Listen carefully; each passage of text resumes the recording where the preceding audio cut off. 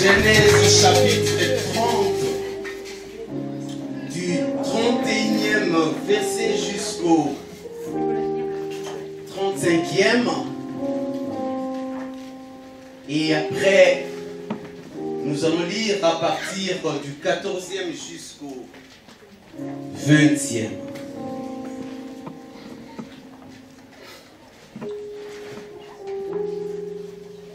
Genèse chapitre 30. Qu'est-ce que je suis en train de dire? On commence par le chapitre 29, s'il vous plaît. Chapitre 29, 31 à 35. Et après, chapitre 30, 14 et 20. Est-ce que l'Assemblée peut s'élever pour écouter cette parole? Merci. Que Léa n'était pas aimée et il a rendu féconde tandis que Rachel était stérile. Léa devint enceinte et enfanta un fils à qui elle donna le nom de Ruben, car elle dit: l'Éternel a vu mon humiliation et maintenant mon mari m'aimera. Elle devint encore enceinte et enfantant un fils, et elle dit: l'Éternel a entendu que je n'étais pas aimée, et il m'a aussi accordé celui-ci. Et elle lui donna le nom de Siméon. Elle devint encore enceinte et enfanta un fils, et elle dit: pour cette fois mon mari s'attachera à moi, car je lui ai enfanté 3 fois. C'est pourquoi on lui donna le nom de Lévi. Elle devint encore enceinte et enfanta un fils. Et elle dit: cette fois, je louerai l'Éternel. C'est pourquoi elle lui donna le nom de Judas. Écoutez la fin du verset. Et elle cessa d'enfanter. Dis à ton voisin: et elle cessa d'enfanter. Chapitre 30, on reste debout, s'il vous plaît. Verset 14 cette fois-ci. Ruben sortit au temps de la moisson de blé et trouva des mandragores dans le champ. Il les apporta à Léa, sa mère.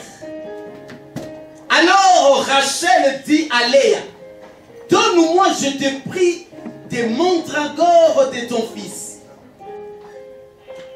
Elle lui répondit: est-ce peu que tu aies pris mon mari, pour que tu prennes aussi les mandragores de mon fils? Et Rachel dit: eh bien, il couchera avec toi cette nuit pour les mandragores de ton fils. Le soir, comme Jacob revenait des champs, Léa sortit à son rencontre et dit: c'est vers moi que tu viendras, car je t'ai acheté pour les mandragores de mon fils. Et il coucha avec elle cette nuit. Verset 17e qui m'intéresse. Dieu exauça Léa. Dis à ton voisin: Dieu exauça. Dieu va exaucer. Amen. Dieu exauça Léa qui devint enceinte. En principe, ici, la Bible pouvait, pour ne pas dire devrait, dire devait encore enceinte. Parce qu'au verset 35e, la Bible dit: elle cessa d'enfanter. Dieu exauça Léa qui devint enceinte et enfanta un 5e fils à Jacob. Léa dit: Dieu m'a donné mon salaire parce que j'ai donné ma servante à mon mari. Et elle l'appela du nom d'Issachar. Léa devint encore enceinte et enfanta un 6e fils à Jacob. Léa dit: Dieu m'a fait un beau don. Cette fois mon mari habitera avec moi, car je lui ai enfanté 6 fils. Et elle l'appela du nom de Zabulon. Est-ce que nous pouvons nous asseoir? Frère Christophe et de ma soeur Azima, sous la conduite du pasteur Rémi, de m'inviter et venir vous prêcher. Enfin, je vous remercie de votre présence. Je sais que le Seigneur nous donne ce matin une parole qui va nous aider à sortir avec un bagage qui nous aidera peut-être, pourquoi pas, de passer une bonne année. Pour que 2018 soit une année où le Seigneur va faire quelque chose dans la vie de quelqu'un. Sans plus tarder, j'intitule mon message comme suit.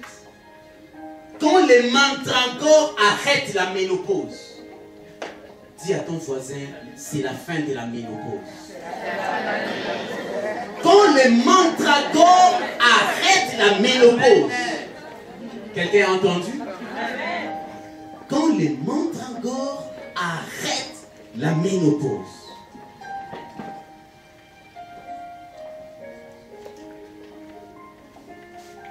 Je ne voudrais pas donner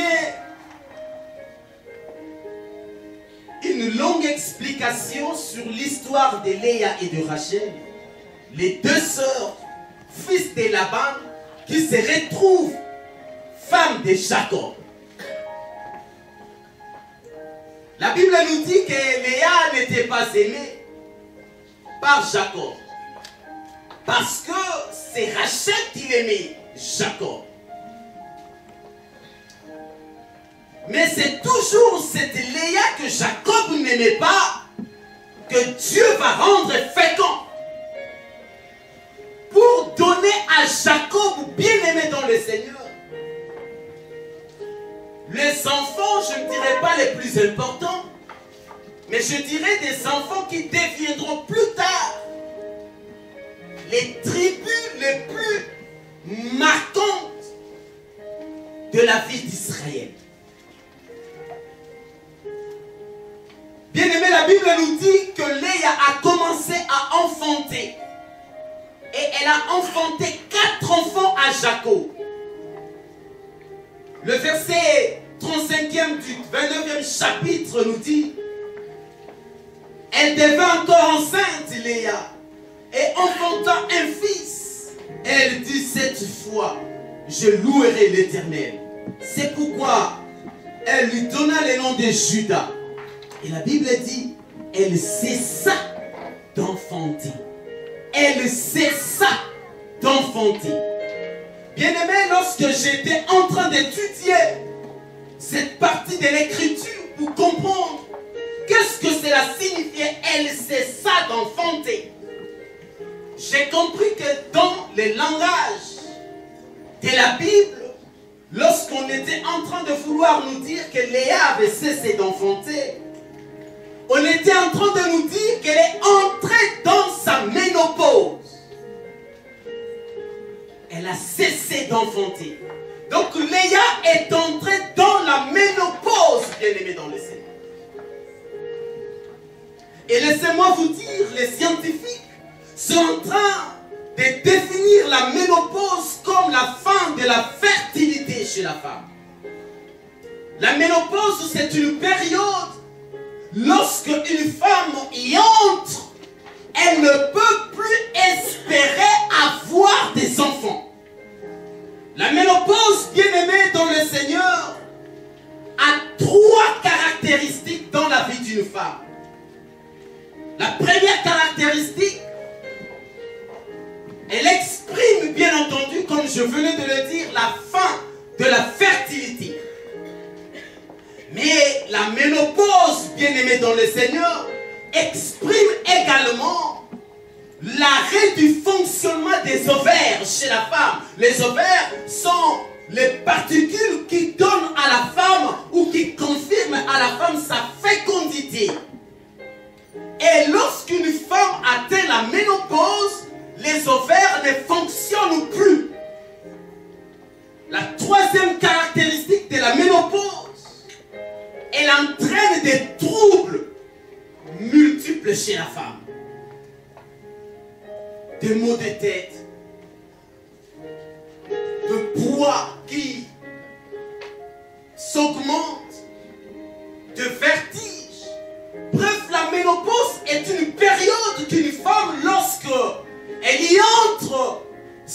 sente que sa vie n'est plus la même comme au temps de sa jeunesse. La ménopause, c'est une période qui tourmente la femme, qui trouble la femme parce qu'elle apporte quelque chose de différent. La ménopause donne à la femme son identité qu'elle a été créée pour donner la vie et en même temps, qu'à un certain moment, elle peut arrêter de donner la vie. La ménopause est une limite pour une femme.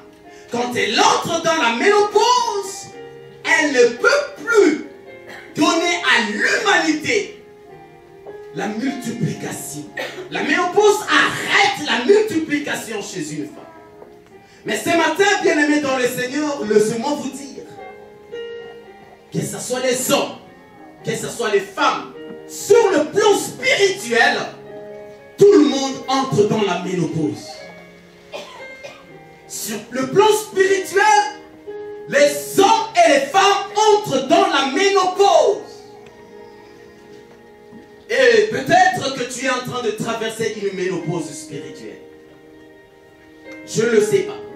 Sur le plan spirituel, même les adolescentes peuvent entrer dans la ménopause. Sur le plan spirituel, même les jeunes peuvent se retrouver dans la ménopause. La ménopause spirituelle, bien-aimée dans le Seigneur, c'est une période, c'est une étape dans laquelle, bien-aimé dans le Seigneur, l'homme perd sa vitalité spirituelle de pouvoir espérer donner quelque chose de meilleur à l'humanité. Quelqu'un a entendu? Amen. La ménopause spirituelle, c'est une période dans laquelle l'homme perd toute son espérance, l'homme perd tout son espoir pour le futur. La ménopause spirituelle, bien-aimé, ça peut être une maladie qui peut attaquer fondamentalement quelqu'un, qui peut le paralyser au point qu'il s'est dit je deviens inutile dans la société. La ménopause spirituelle, c'est cette déception de la vie. Tu as perdu un proche parent, tu as perdu quelqu'un de valeur et tu te dis c'est lui qui m'aidait dans ma vie sur le plan financier, c'est lui qui était la référence de ma vie. Il est parti, je suis resté sans lui et du coup il y a tout un désespoir qui naît à cause de la perte d'un homme cher, d'une femme chère à tes côtés, chère à tes côtés. La ménopause spirituelle, c'est la perte d'un travail. Quelqu'un qui était en train de travailler, quelqu'un qui avait fondé tout son espoir dans ce travail, il le perd. Il entre dans le désespoir total. La ménopause, c'est le refus par l'administration d'accorder une faveur à quelqu'un qui le sollicite. La ménopause, c'est toutes ces questions que l'homme peut se poser où il trouve qu'il n'a pas de réponse. La ménopause, c'est lorsque tu sens que l'intervention de Dieu s'arrête dans ta vie. La ménopause, c'est lorsque quelqu'un est en train de pleurer parce qu'il y a des troubles multiples dans sa vie. Des troubles qui dérangent chaque jour, chaque nuit, sa personne. La ménopause, bien-aimé dans le Seigneur, c'est le fait de perdre même son argent, de perdre sa personnalité devant quelqu'un qui te l'a volé. La ménopause, c'est le fait de perdre parfois un mariage, bien-aimé. La ménopause spirituelle ou même, c'est le fait de perdre quelqu'un que tu chérissais tant. Il te quitte mi-chemin, il te dit, je ne veux plus de toi. C'est une ménopause spirituelle. Mais laissez-moi vous dire, à côté de la ménopause, il y a des mandragores. Amen. Non, tu n'as pas écouté. Je dis, à côté de la ménopause, il y a des mandragores. Amen. La Bible dit, elle avait cessé d'enfanter Léa. Mais un jour, son fils Ruben revenait des champs avec des mandragores. Il a amené les mandragores pour son père, plutôt pour sa mère Léa, Ruben. Mais il y avait une dame à côté, Rachel, qui dit, je veux de ces mandragores. Léa, donne-moi les mandragores de ton fils Ruben. Léa dit, non, ça ne se donne pas comme ça. Bien-aimé dans le Seigneur, il y a certaines choses dans la vie qui ne se donnent pas comme ça. Elle a dit, on te donne les mandragores, toi tu me donnes mon mari. Et Rachel a dit, il n'y a pas de souci, je te donnerai les mandragores. Et le pauvre Jacob qui revenait des champs, le soir, il savait où dormir. Mais on lui indique là où il devait dormir. Parce que déjà, le mandragore avait agi la journée. Dis à ton voisin, les mandragores vont agir dans ma vie. Les mandragores, bien aimés, ce sont des fruits semblables aux aubergines ou aux tomates. Ce ne sont que des fruits. Mais ces mandragores avaient eu la puissance d'arrêter la ménopause de Léa. Ça m'avait troublé. Je n'ai jamais vu ça. La Bible dit, elle a donné les mandragores à Rachel. Et cette nuit, Jacob est allé dormir avec Léa. Le verset 17e dit, Dieu exauça Léa et Léa devint enceinte. Je voudrais dire à quelqu'un qui est en train de traverser une période de ménopause spirituelle, je voudrais dire à quelqu'un qui est en train de pleurer que Dieu va t'exaucer ce matin.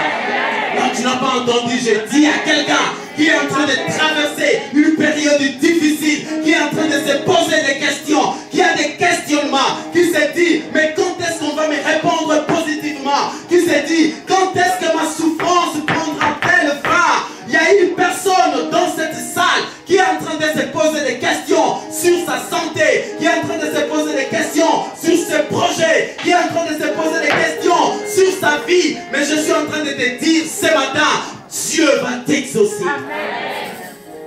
Tellement de la même manière qu'il a exaucé Léa, il t'exaucera ce matin. Ah, c'est comme si tu n'y croyais pas. Je suis en train de dire à quelqu'un que Dieu va t'exaucer ce matin. Parce qu'il est le Dieu qui exauce les prières de ses enfants. Mais laissez-moi vous dire, bien-aimés dans le Seigneur, que le mandragore, quand j'étais en train de réfléchir, j'ai dit, mais c'est quel genre de fruits?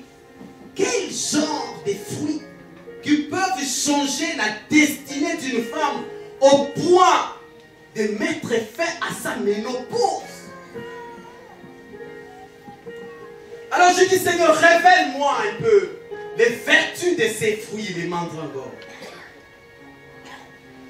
Le Seigneur, quand j'ai étudié, quand j'ai discuté avec lui, il m'a donné 3 vertus des mandragores. La première vertu, le mandragore exprime la prospérité. Les mandragores sont des fruits qui se trouvent ici dans le pays du parcours ou du contour de la Méditerranée et qui sont en phase de disparition d'ailleurs. Dans l'Europe ancienne, le mandragore servait aux sorcières, ce qu'on appelle ici sorcières, ailleurs féticheurs, d'aider des femmes qui avaient des problèmes d'infertilité. Et ces fruits étaient magiques dans la mesure où lorsqu'on le mélangeait avec beaucoup d'autres ingrédients, pouvait donner la solution aux femmes qui étaient stériles. Le mandragore, bien aimé, était porteuse de chance dans l'Europe antique ou dans le bassin de Méditerranée. Allez chercher, vous le verrez. Les mandragores, bien aimés dans le Seigneur, expriment l'abondance. C'est comme si c'était des clés d'abondance. Les mandragores, bien-aimés, représentaient également la fécondité. Mais lorsque moi je voulus comprendre sur le sens spirituel du terme et dans ce que nous pourrons retenir de ces mandragores, je relevais 4 choses qui peuvent être exprimées par les mandragores. La première des choses, les mandragores représentent les talents. Bien-aimé dans le Seigneur, Ruben était un monsieur puissant. Il ne faut jamais oublier que Ruben, c'est le premier fils d'Éléa. Il incarne la masculinité. Ruben incarne la puissance. Et Ruben incarne le talent. Je suis en train de dire à quelqu'un, tu es en train de pleurer. Tu es en train de gémir. Mais en toi, il y a un talent. Dieu a mis en toi un talent à partir duquel ta vie va trouver une issue.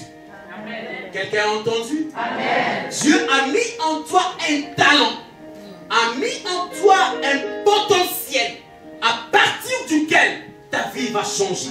Amen. Les problèmes dans la vie, nous n'arrivons pas à faire une bonne rencontre avec nous-mêmes. La bonne rencontre avec nous-mêmes veut dire connaître ses valeurs, c'est connaître soi-même, connaître ses talents, connaître ses dons, connaître ce dont on est capable de faire et de donner à l'humanité. C'est ça les plus grands problèmes. Lorsqu'on fait la rencontre de soi-même, lorsqu'on connaît qui on est, lorsqu'on connaît ses talents, alors bien aimé dans le Seigneur, on a la capacité de tracer son avenir. Amen. Quand les mandragores arrêtent la ménopause, le mandragore représente ce que Dieu a déposé en toi, ce que Dieu a mis en toi. Lorsque Dieu a créé l'homme, la Bible nous dit, il souffla sur ses narines et l'homme devint un être humain, un être vivant. C'est-à-dire Dieu a mis une partie de sa divinité dans l'homme. Je voudrais dire à quelqu'un que tu as une divinité en toi. Amen. Ne te sous-estime pas. Parce que Dieu a mis des choses en toi à partir desquelles les autres personnes, les autres vivants devront en bénéficier. Amen. Dieu a mis des choses en toi. Tu n'es pas bon en rien. Tu as été créé avec un but. Dieu t'a envoyé pour faire quelque chose à l'humanité. Quelqu'un peut dire Amen? Amen. Deuxièmement, les mandragores expriment le travail. Aujourd'hui, les gens aiment beaucoup la prière. J'aime la prière aussi. Aujourd'hui, c'est tout le monde qui cherche à avoir une couverture spirituelle dans tout ce qu'il fait. C'est très important. Mais je voudrais dire à quelqu'un qu'il faut travailler. Amen. Il faut aimer le travail. C'est par le travail que l'homme s'est développé. C'est par le travail que tu arrêteras ta ménopause. C'est par le travail que tu arriveras à atteindre tes objectifs et les objectifs que Dieu t'a assignés. Quelqu'un est en train de dire Amen. Il faut toujours encourager les gens à travailler, les enfants à étudier, à bosser dur. Parfois je le trouve contradictoire pendant que le monde est en crise, mais les jours de fériés se multiplient aussi. Ça c'est anormal. Pourquoi on ne travaille pas les samedis? Pourquoi? 35 heures, c'est là. Nous les samedis on ne travaille pas. Mais entre-temps les gens sont en train de crier qu'il y a la crise. Mais pourquoi on ne travaille pas les samedis? Dieu a donné 6 jours de travail et un seul jour de repos. Mais pourquoi on ne travaille pas les samedis? Et entre-temps, on dit qu'il y a la crise. C'est par le travail que l'homme se développe. Il faut éviter trop de repos. On ne se reposera qu'au ciel. De toute façon, le temps que tu passeras après ta mort, c'est plus que ces temps-ci. Pourquoi tu aimes trop de repos?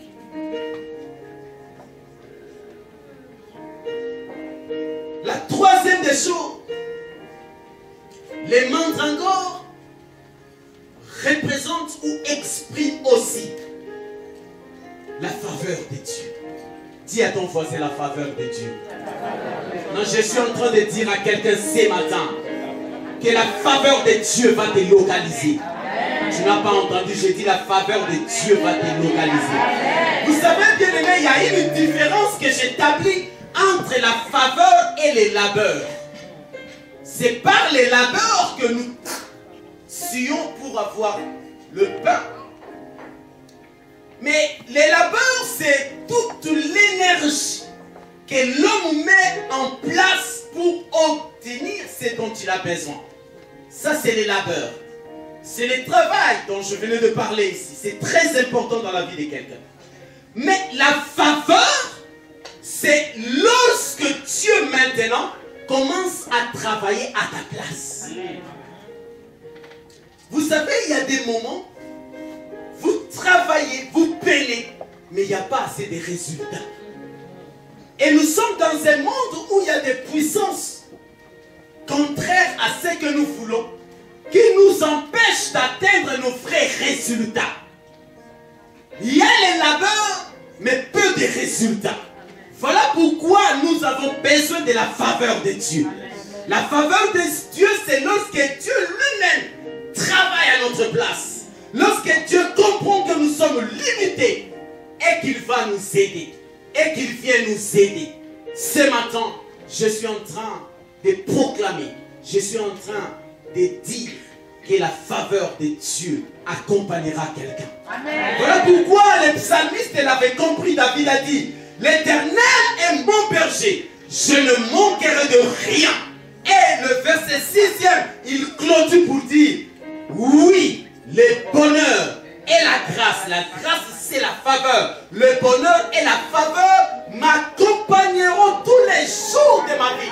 C'est-à-dire, là où je suis en train de fournir les efforts et qu'il n'y a pas de résultats, Dieu fournira les efforts pour moi. Amen. Je suis en train de dire à quelqu'un, là où tu as fourni des efforts et qu'il n'y avait pas de résultats, à partir du moment où tu écoutes cette parole, il y a la faveur de Dieu qui va t'accompagner. Tu auras le résultat. Amen. Enfin, les mandragores expriment aussi la prière ou les prières. Bien-aimés dans le Seigneur, laissez-moi vous dire que la prière a une grande efficacité dans la vie des gens. La prière est très importante dans ta vie. Parce que la prière, c'est un moyen par lequel nous obtenons de Dieu tout ce dont nous avons besoin. Mais laissez-moi vous donner une autre définition de la prière. La prière, le mot prière est composé de 6 lettres si je ne m'abuse. Il y a d'abord la lettre P. Le P de la prière veut dire la puissance. Dis à ton voisin puissance. La prière commence par la lettre P. La prière est une puissance. Cette puissance est réelle. La lettre R. Dis à ton voisin réel. La prière est une puissance réelle. Après la lettre P, c'est la lettre I. C'est l'intervention. Dis à ton voisin intervention. On ne sortira pas de ces lieux si nous ne vivons pas la puissance réelle de l'intervention de Dieu. Amen.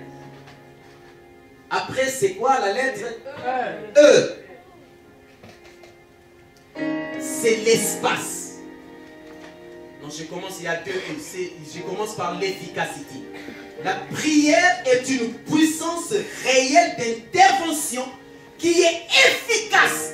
Dis à ton voisin efficacité. La prière est efficace, bien-aimés.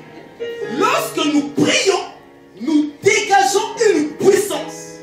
Cette puissance est réelle. Et cette puissance intervient de manière efficace. Après, il y a la lettre R. Pour révolutionner notre espace. La prière, c'est la puissance réelle d'intervention efficace pour révolutionner notre espace. Est-ce que quelqu'un peut dire amen? Amen. Quelqu'un a aimé ça? Amen. B, puissance. R, réel. I, intervention. E, efficacité. Lorsque la ménopause part, il y a deux choses qui arrivent dans la vie de quelqu'un. Je voudrais clôturer. Lorsque la ménopause est partie dans la vie de Léa, Léa a cessé d'enfanter. Mais par les mantres encore qu'elle avait donné à Rachel, la Bible dit Dieu exauça Léa. Elle devint enceinte. Non, je suis en train de dire à quelqu'un, peut-être que tu avais perdu quelque chose dans la vie. Ce matin, il y a la puissance de récupération. Non, tu n'as pas entendu, il y a la puissance de récupération. Tu as perdu de l'estime, tu as perdu de l'argent, des positions, je ne sais pas. C'est que tu as perdu dans le passé la santé. Je te dis que ce matin, Dieu est en train de donner à quelqu'un tout ce qu'il a perdu. Dieu restitue à quelqu'un tout ce qu'il a perdu. Deux choses se passent dans la vie de quelqu'un lorsque la ménopause est partie. La première des choses, on enfante Issachar. Quand la ménopause est partie, Léa a enfanté Issachar. Issachar veut dire la récompense. Non, dis à ta voisine la récompense. Dis à ta voisine la récompense.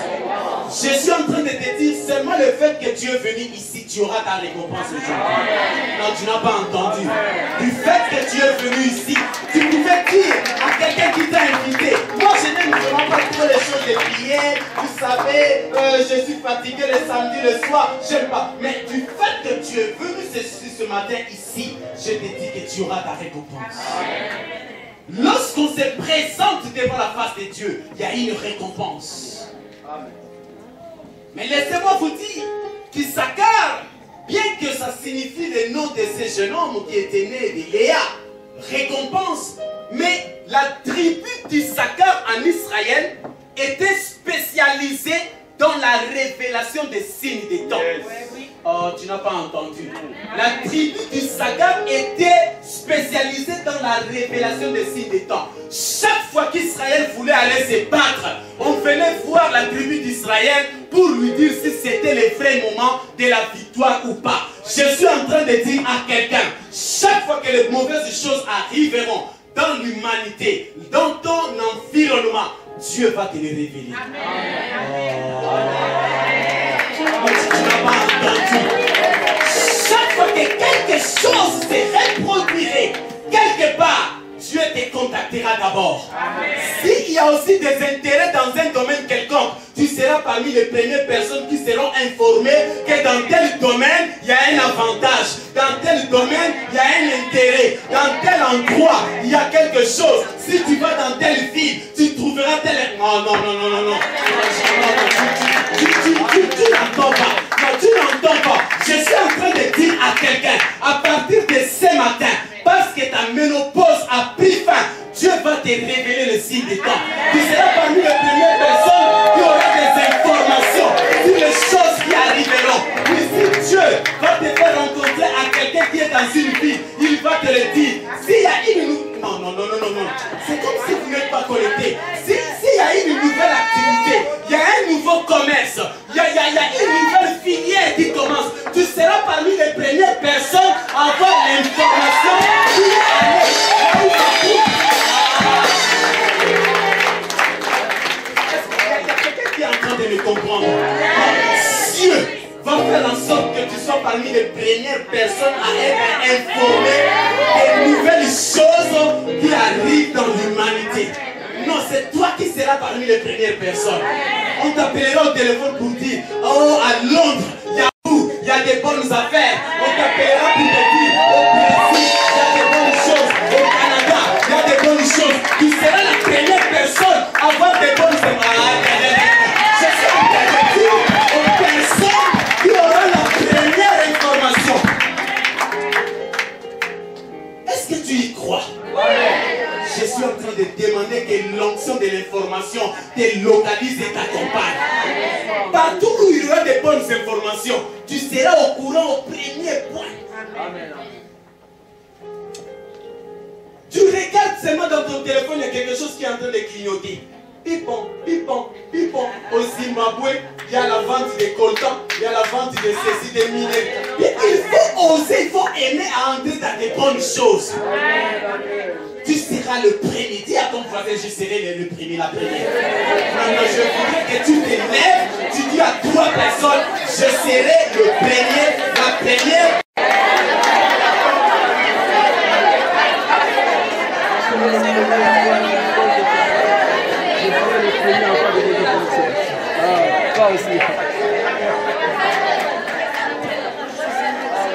Que l'esprit d'Issachar t'accompagne au nom de Jésus. Et le deuxième fils qu'il a eu, il s'appelait Zabulon. Zabulon veut dire habitation. Zabulon veut dire hébergement. En d'autres termes, la stabilité. Je suis en train de dire à quelqu'un, parce que tes pleurs sont partis, parce que ta ménopause est finie, maintenant tu entres dans ta saison de stabilité au nom de Jésus. Non, tu n'as pas entendu, non. Non. Je dis parce que ta ménopause est finie et terminée, je dis que tu entres maintenant dans ta saison de stabilité. Tu as beaucoup pleuré, tu as beaucoup cherché, tu as beaucoup fait, tu as fourni des efforts, mais maintenant je te proclame et je proclame que tu entres dans ta saison de stabilité. Est-ce que je parle à quelqu'un? Est-ce qu'il y a quelqu'un qui a écouté cette parole? Dis à ton voisin, finis ma ménopause.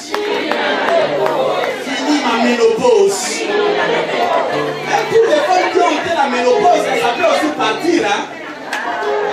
Est-ce que nous pouvons me lever?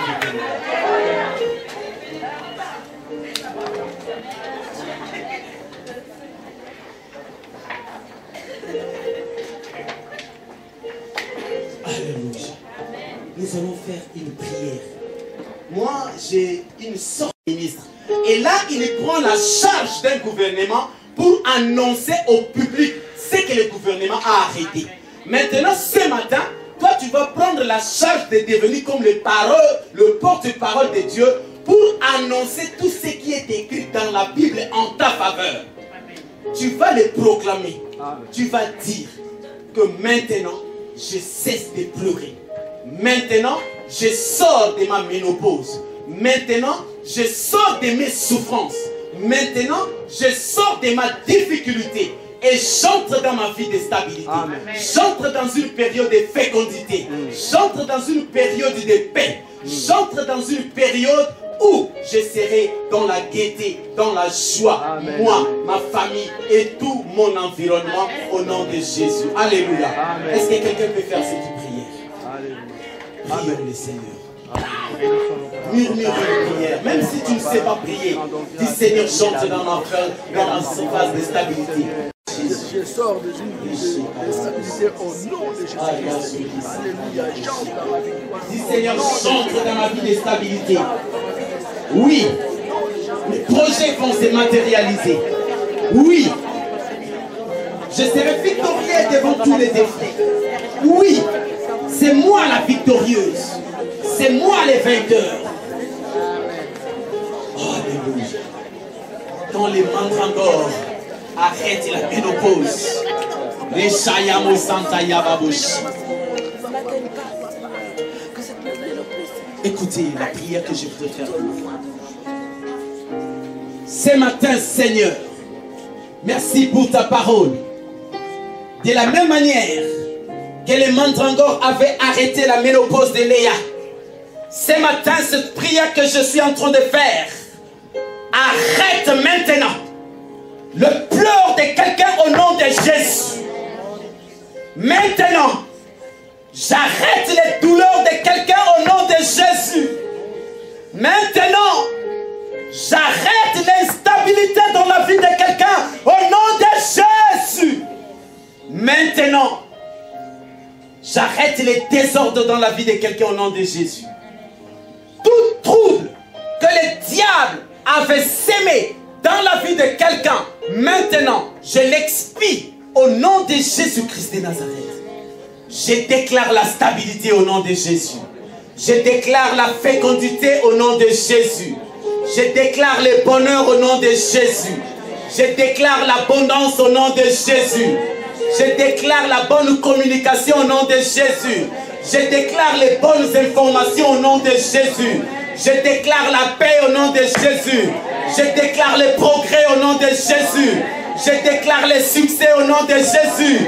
Je déclare l'élévation au nom de Jésus. Je déclare la délivrance au nom de Jésus. Je déclare la grandeur au nom de Jésus. Je déclare la hauteur au nom de Jésus. Je déclare les bonnes choses au nom de Jésus. Amen. Amen.